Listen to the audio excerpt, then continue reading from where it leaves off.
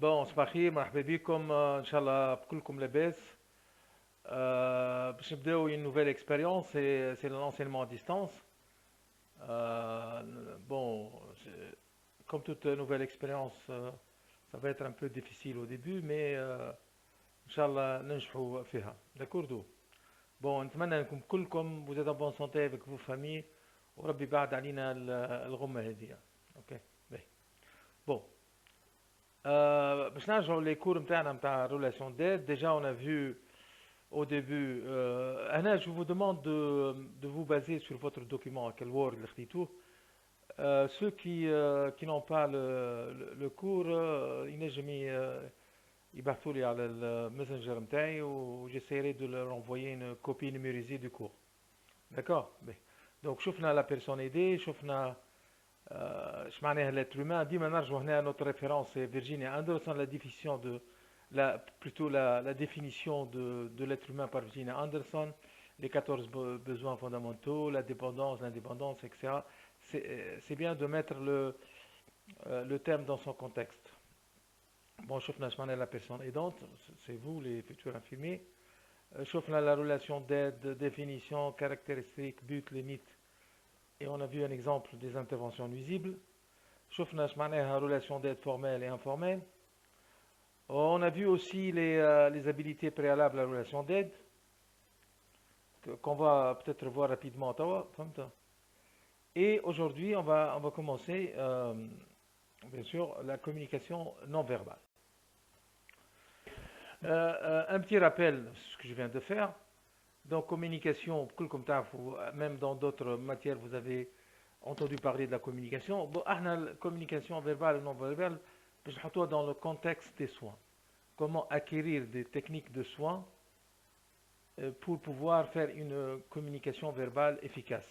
D'accord. Le plan de secours. Bien sûr, on va surtout insister à les piliers de la communication non verbale, le silence, le paralangage, le toucher, le regard, les positions et les distances. Bon, et donc, je vais les habilités préalables, préalables, c'est-à-dire qu'on doit acquérir ou qu'on a déjà avant d'engager une relation d'aide. C'est pas de l'amateurisme. La relation d'aide, c'est un acte professionnel. Donc, la présence, le hudur, la disponibilité, okay, la concentration sur l'aider. Bien sûr, si on va faire une relation d'aide ou un entretien, on doit se concentrer sur le patient.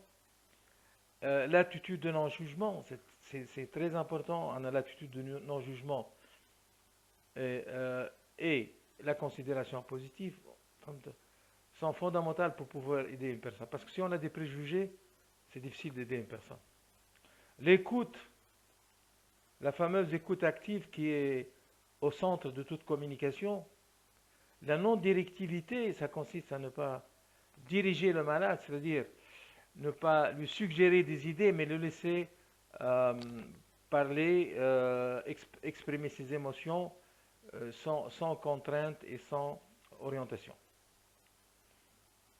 Bien sûr, la communication est au centre de tout. Ok, bon, un rappel que la communication fait partie des besoins fondamentaux de l'être humain et c'est à la base de tous les rapports en société. Elle permet aux interlocuteurs de faire connaître leurs besoins, de comprendre ce qu'ils pensent, ce qu'ils perçoivent et ce qu'ils ressentent. Donc il y a une différence entre penser, percevoir et ressentir. Donc percevoir c'est notre opinion et le ressentiment c'est qu'est-ce qu'on ressent. Donc il y a une différence entre pensée, perception et sentiment. Très important de les différencier. Bon, c'est aussi une action d'échanger, de mettre en commun des informations ou des messages pour les transmettre et créer une relation entre les individus. Ça, je pense que c'est simple. Bon, c'est le schéma classique de la communication, l'émetteur, le récepteur, mais je vais insister surtout sur un point qui me semble très important. C'est le codage, ou l'encodage et le décodage. Qu'est-ce que ça veut dire? Ça veut dire qu'on doit À chaque patient, adapter un langage compréhensible par le récepteur. Si on parle à un enfant, on n'utilise pas le même langage que si on parle à un adulte. Un adulte éduqué, un adulte analphabète, un malade fatigué, etc. Parce que nous, on a tendance, sous forme de déformation professionnelle,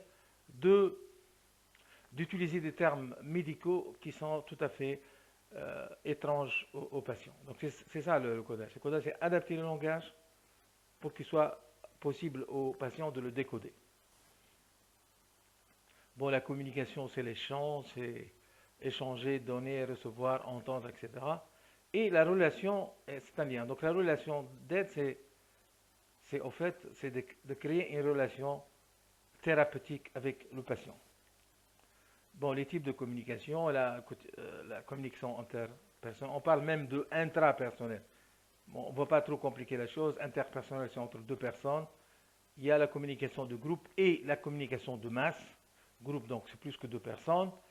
Et de masse, c'est la télé, c'est les masses médias, etc., qui permet de communiquer avec des centaines de milliers, pourquoi pas des millions de personnes. Pardon. Donc, finalement, on a deux formes de communication. Une communication verbale basée sur l'oral, l'écrit et l'audiovisuel pour transmettre les messages. Et d'un autre côté, nous avons une communication non verbale qui surtout va véhiculer des messages gestuels, le regard, etc., qu'on va développer plus tard. Ok. Donc, les piliers de la communication non verbale. Donc, le silence, les distances, le paralangage, le toucher, le regard, les donc, la communication verbale, c'est pas les mots, hein. Donc, c'est le reste. Donc, c'est envoyer et recevoir en permanence des signes non verbaux. Des expressions du visage que j'appelle les mimiques, pas les grimaces, parce que les grimaces, ce sont des mimiques négatives. Le sourire, c'est une mimique. Elle peut être positive, comme elle peut être négative. Le sourire moqueur, ironique, c'est quelque chose de négatif.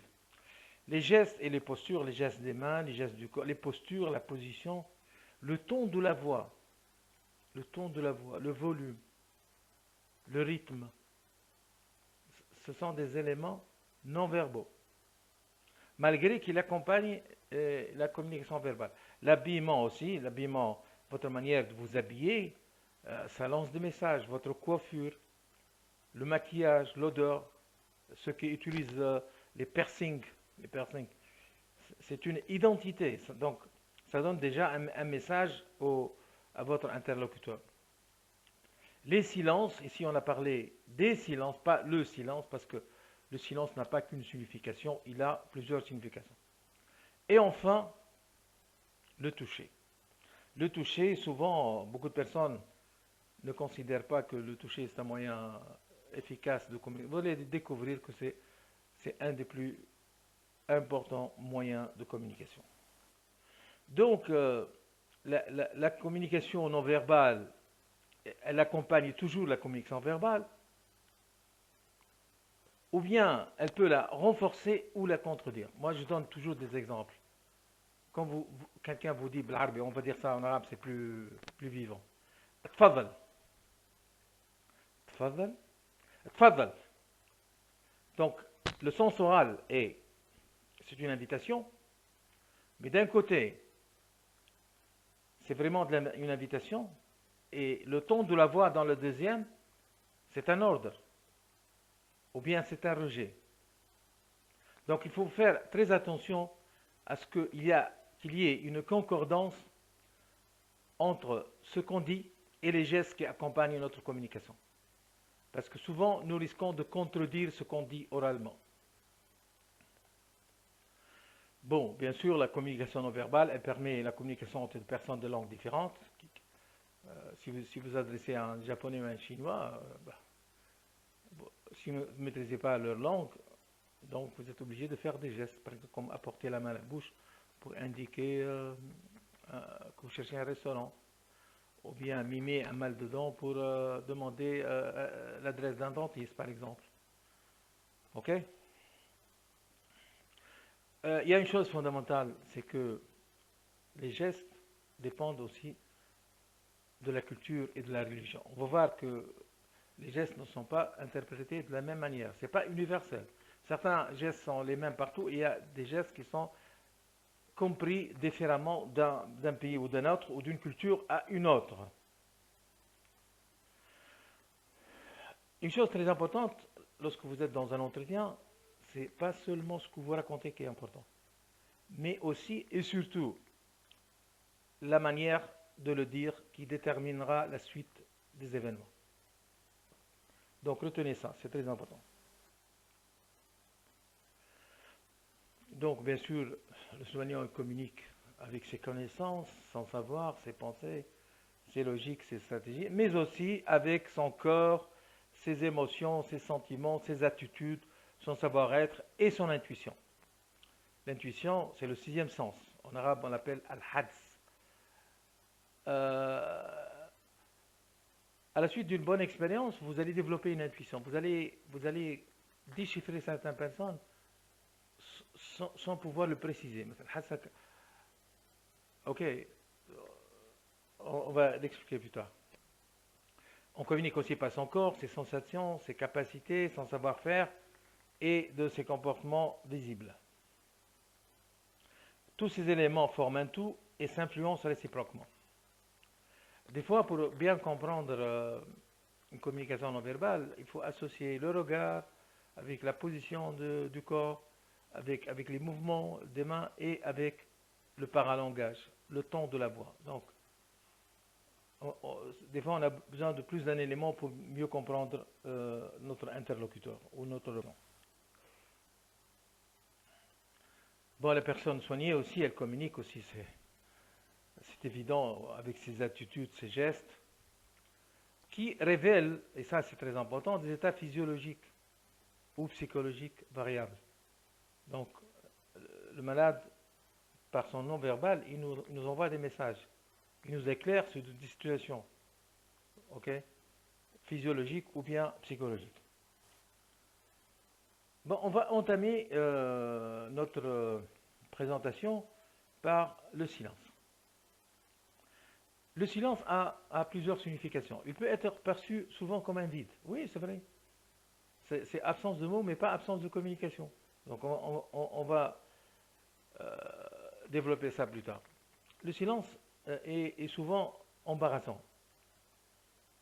Il nous met dans une situation. Si vous êtes devant une personne et il y a un silence, parce que culturellement, nous autres, Tunisiens ou Arabes, on n'est pas très confortable avec les silences. Donc, les périodes de silence ne sont pas très habituelles. Donc, comme je viens de dire, silence et absence de mots, mais pas absence de communication. Par ce silence, le malade nous signifie beaucoup de choses. Il a toujours une signification.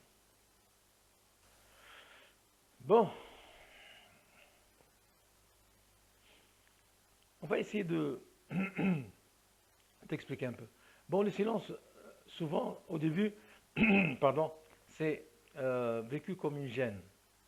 Surtout si quelqu'un a énoncé des sentiments très personnels, très douloureux. C'est pas évident. Il a besoin il se sent gêné. Il ne va pas parler directement. Donc, il faut comprendre ça au début. Le silence peut être aussi un refus de communiquer, hein, ok, dû à l'hostilité, c'est-à-dire l'agressivité envers l'infirmière, ou bien un manque de confiance. Donc déjà lors de l'entretien, lorsque vous observez le malade, vous pouvez anticiper la manière de vous regarder, la manière de croiser les bras et tout ça. Ça peut vous dire des choses. Ok. Le silence est aussi un temps nécessaire pour réfléchir, hein. Choisir ses mots avant de parler. Donc, vous voyez, le silence, il a plusieurs sens. Et il ne faut pas comprendre qu'il n'y a qu'un seul sens. Bon, qu'est-ce qu'on fait devant le silence? Bon, en début, toujours le respecter, hein, dans un premier temps. faut le respecter. Essayez de comprendre sa signification. Qu'est-ce qu'il veut dire par ce silence? Quel est le sens du silence? Ok. Le rompre seulement s'il dure trop longtemps et risque de bloquer la communication verbale. D'accord? Le rompre, c'est-à-dire l'arrêter. C'est-à-dire, il faut relancer le malade. Bon, nous avons un exemple, par exemple. Ce ne sont pas des réponses standards, hein. Donc, à chaque contexte, il faut développer les mots à dire. Par exemple, ici, l'exemple, quand le malade persiste dans son silence, on peut lui dire, par exemple, ça ne semble pas facile pour vous de parler de ce qui vous arrive. Ça peut relancer le malade, ça peut l'encourager à parler. Ou bien, je comprends qu'il est parfois difficile de trouver les mots pour expliquer ce qu'on ressent. Ouais. Surtout si vous avez l'impression que le malade est gêné. Ou bien si le malade manifeste une certaine hostilité, je constate que ce qui vous est dit semble vous contrarier. Donc j'aimerais que nous en parlions. Ça c'est aussi de rompre le silence. Ok. Passons maintenant au paralangage. Paralangage, c'est déjà para et langage. Donc c'est comme si quelque chose qui va en parallèle avec le langage. Au fait, le paralangage, il va au-delà des mots prononcés. C'est un plus dans la compréhension de la communication. Il entoure les mots et exprime les sentiments à travers la façon dont ils sont dits. On l'a déjà dit, l'exemple en arabe, tfadal, lorsqu'on élève la voix, et tfadal, lorsqu'on utilise une voix harmonieuse, c'est pas le même sens. D'un côté, la voix est forte, donc il y a un sens de domination et d'ordre, et dans l'autre, la voix est mélodieuse, elle a un sens d'invitation. Donc, le paralangage est fait essentiellement du volume de la voix, forte, faible, le ton, un ton grave, aigu, rock, pardon, pardon. Le débit, est-ce qu'il est lent, est-ce qu'il est rapide? Le rythme, il est saccadé, régulier et mélodieux. Par exemple, des fois, vous téléphonez à un ami, ou vous demandez ses nouvelles, il vous dit « Oui, ça va très bien ». Ben, vous lui dites « Non, j'ai pas l'impression ». Pourquoi vous avez dit ça? Ben, tout simplement parce que le ton de sa voix est faible, il est lent, et il n'indique pas que cette personne est en bon état.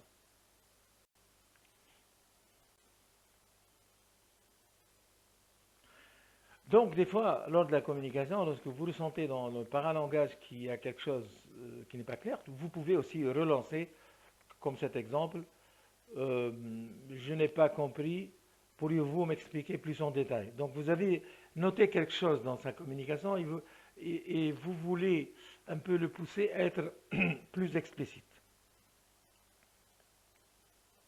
Donc, comme l'exemple que je viens de donner,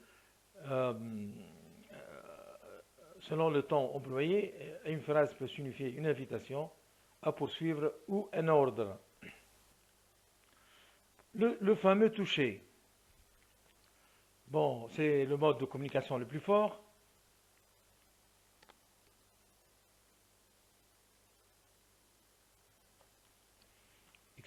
Excusez cette petite interruption, j'ai dû boire un verre d'eau pour éclaircir ma voix.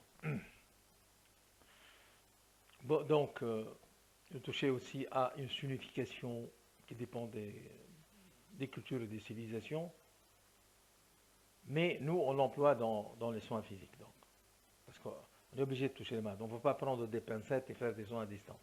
Et aussi lors des entretiens. Il renforce ou remplace la communication verbale. Vous vous rappelez, au début des cours, on a parlé de la situation de la femme, l'enseignante ou institutrice qui était enceinte, qui avait un cancer du sein, et le médecin lui a annoncé qu'elle doit faire une mammectomie avec une chimiothérapie adjuvante, et en plus qu'elle va finir, elle doit avorter parce que la chimio n'est pas compatible avec la grossesse. Donc il a balancé tout ça et il va, vous a laissé la malade en pleurs. Qu'est-ce que vous faites dans ces situations? En fait, lorsqu'on n'a pas des mots à dire, il ne faut rien dire. Donc, une des interventions possibles, c'est de s'asseoir à côté de la malade, de lui tenir la main, de poser sa main sur son épaule, de lui signifier sans dire un mot qu'on comprend et qu'on compatit avec sa situation. Donc, un contact direct par le toucher transmet une grande variété de sentiments allant de la tendresse à l'agressivité. Le toucher peut signifier je vous comprends, ce que vous dites, voilà, ce que vous me dites me touche, je vous respecte, vous n'êtes pas seul. Voilà, par exemple. Avec les différences culturelles qu'on a mentionnées plus tôt. Bon, j'aime beaucoup cette citation. Utilisé au bon moment, le toucher est un moyen de communication puissant et mieux que des mots, il peut transmettre un peu de chaleur humaine, surtout dans les moments de grande détresse. Ouais.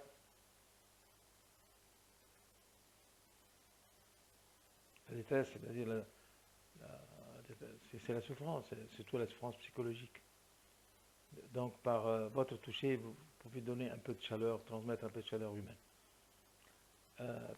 Maintenant, vous voyez ce qui se passe pour les malades du corona avec des soignants avec des surblouses, avec des casques, des masques. Même certains soignants mettent un double gant. On dirait que les malades ont affaire à des robots. Bon, ici, le toucher thérapeutique est pratiquement impossible. Mais Anna, j'ai aimé quelque chose, je ne sais pas ce que vous l'avez vu. Dans un hôpital italien, les soignants mettent sur leur surblouse leur visage à découvert et avec leur nom. Comme ça, ils peuvent indiquer une touche d'humanité à leurs soins. On passe maintenant au quatrième pilier, le regard. Bon, vous savez la différence entre voir et regarder. Voir, c'est bien on voit ou bien on est aveugle. Voir, c'est et regarder, c'est orienter son regard vers quelque chose. En fait, c'est le premier sens utilisé pour entrer en contact avec. Parce que vous entrez dans une chambre de malade, pour la première fois, vous cherchez le regard du malade. Et à travers le regard, vous allez capter des émotions, des sentiments, des messages. Et autant vous regardez la personne, elle aussi, elle vous regarde. Donc il faut voir ça dans les deux sens. Ce n'est pas seulement vous qui captez les sensations du malade, lui aussi, il capte vos sentiments. C'est souvent, ça crée une première impression lors de la prise de contact. Permet de comprendre les sentiments de l'autre. Le silence, le regard a plusieurs significations. Ça peut être un regard méchant ou agressif, un regard triste, un regard pétillant de joie. Par exemple, une femme qui a accouché d'un bébé attendu, regard fou, c'est-à-dire un regard qui est perdu. On peut voir la peur, on peut voir l'amour, on peut voir le désir, on peut voir le mépris, on peut voir la timidité, on peut voir beaucoup de choses dans le regard.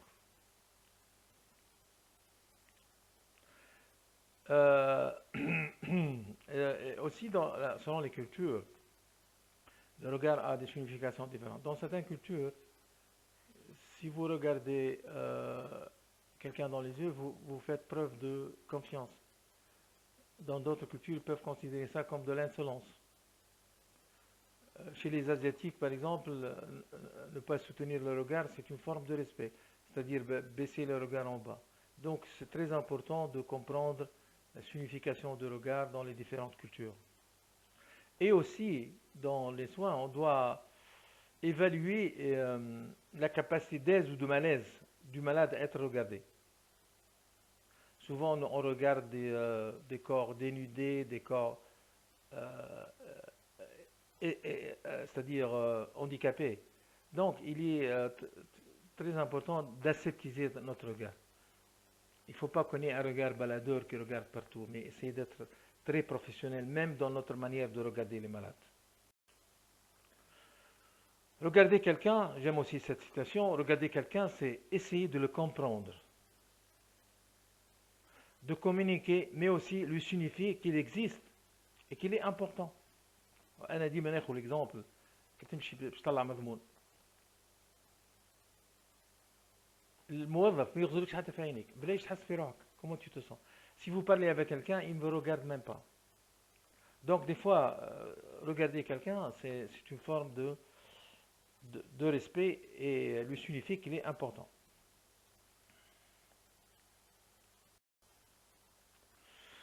On passe maintenant aux positions. Donc on a vu déjà le silence, le paralangage, le toucher, le regard et maintenant les positions. Quelle est l'importance des positions dans la communication non verbale? Donc nous avons 3 images ici devant nous. À gauche de mon écran, vous avez une soignante debout près d'un malade assis. La deuxième photo au centre, une soignante et une malade debout côte à côte. Et la dernière, une soignante et une malade assises côte à côte. L'autre c'est debout et ici c'est assis. Au fait, la position physique occupée par la soignante et la cliente ou le client a une influence sur la qualité de la relation. On va essayer d'analyser ces 3 positions. Donc, on va commencer par l'infirmière debout près d'un patient alité ou assis. Première remarque, les personnes ne sont pas situées au même niveau. Donc il y a un déséquilibre. Quelqu'un qui est debout, il y a une forme de verticalité. Le contact visuel est difficile. Le patient peut avoir l'impression d'être dominé par l'infirmière. Et ça augmente son sentiment d'infériorité et de dépendance.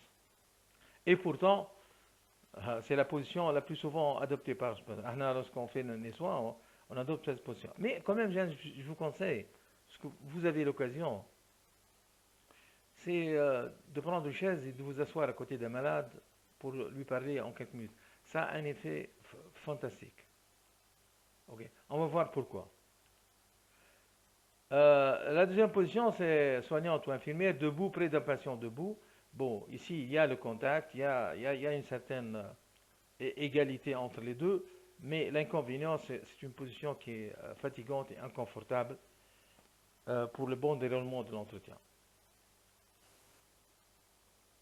La troisième position,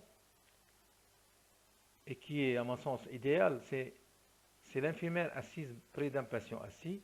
Donc, les personnes sont situées au même niveau,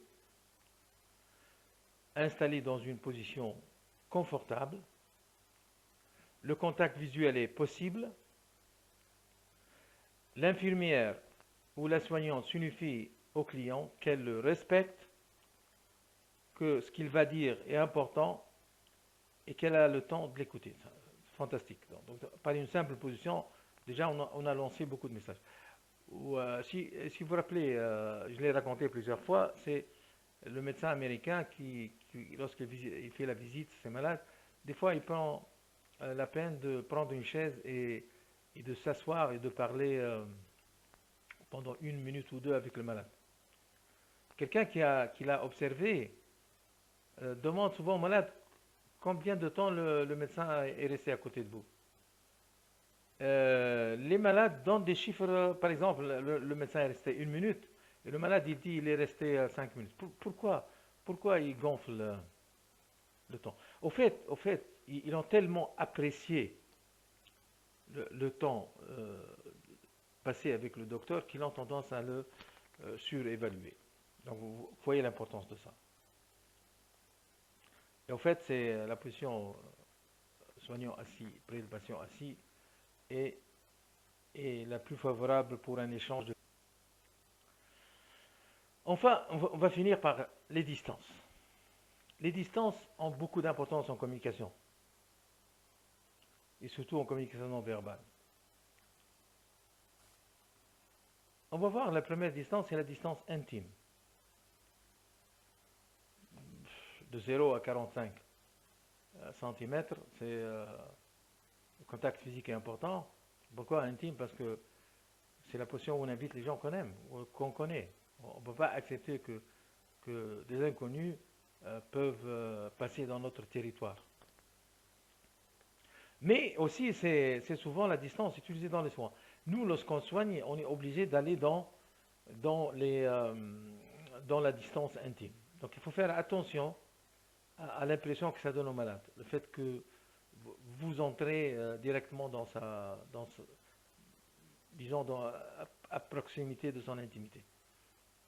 أنا ديما نقولها، je vais le dire en arabe، احنا عندنا tendance ندخل على المريض نهدوا عليه هكا ندخلوا طول. Alors que هو avant de commencer un soin كما تقراو في les fiches techniques, informer le malade, solliciter sa coopération, etc. Donc on fait un court entretien avec le malade avec une distance qu'on va voir, c'est la distance personnelle, à peu près 1 mètre. On lui explique tout, qu'est-ce qu'on va faire, et on sollicite sa coopération. Puis, en deuxième, on peut se permettre de l'approcher pour réaliser le soin. La distance personnelle, ici c'est 1 mètre, 1 mètre 25. Donc la perception de l'autre est nette. Les échanges sont discrets. C'est la distance des relativisés. La distance sociale, c'est jusqu'à 3 mètres. Souvent, c'est les infirmiers ou les médecins qui s'adressent du couloir au malade au fond de sa chambre. Donc, vous n'imaginez pas que on peut faire des entretiens efficaces de cette manière.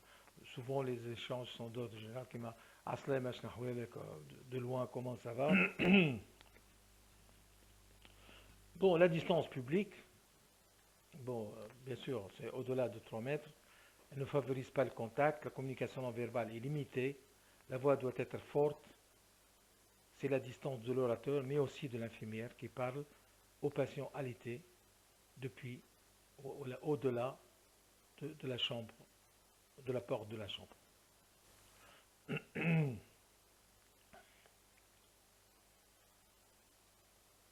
Donc la distance publique est trop importante et ne favorise pas la communication. Par contre, la distance réduite, c'est-à-dire la distance intime, peut être une source de gêne pour le malade, choquer sa pudeur et être vécu comme une agression. Donc il faut savoir gérer la promixité avec le malade. En fait, chaque individu a besoin d'un territoire qui lui appartienne. Ce territoire représente son individualité et sa sécurité. Pour le malade, en fait, à l'hôpital, c'est le territoire le malade, c'est son lit, sa table de nuit. Donc, on doit s'autoriser, demander plutôt l'autorisation avant de pénétrer dans son territoire. Souvent, y pénétrer sans être invité est mal perçu. La distance personnelle, entre 1 mètre et 1 mètre 25, c'est la plus utilisée pour les entretiens.